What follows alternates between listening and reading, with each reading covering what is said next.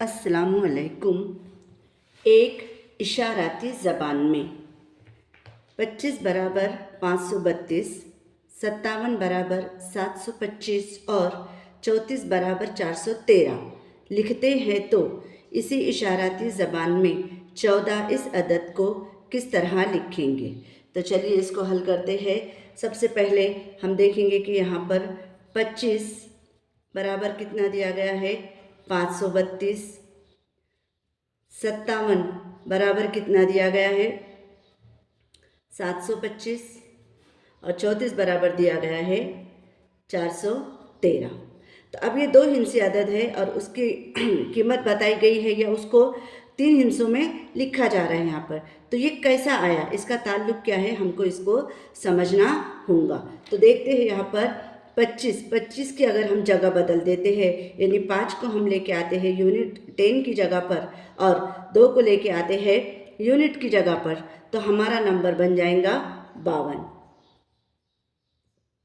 अब इसी 52 में से 5 में से हम अगर 2 को तफरीक करते हैं, 5 में से 2 तफरीक करते हैं तो हमें हासिल होगा 3, यानी दरमियानी नंबर आ गया हमारे पास 3। तो यानी ये किस तरह से आया 532, 25 को हमने क्या कर लिए, उनकी जगह बदल दिए तो वो हो गया 52 और इसी में से 5 में से 2 को तफरीक कर दिए तो हासिल होने वाला अदद जो 3 है वो दरमियानी अदद हो गया।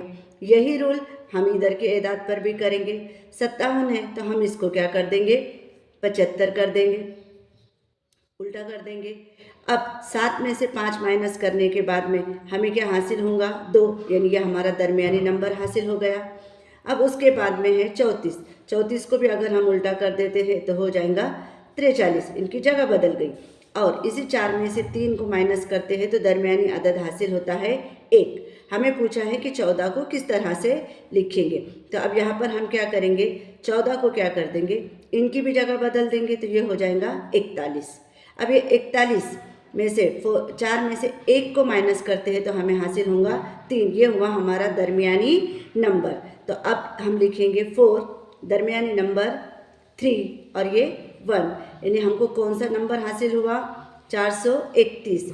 14 को किस तरह से लिखेंगे 431, जो कि ऑप्शन नंबर 3 में दिया गया है। उम्मीद है आपको समझ में आ गया होगा। अस्सलाम वालेकुम।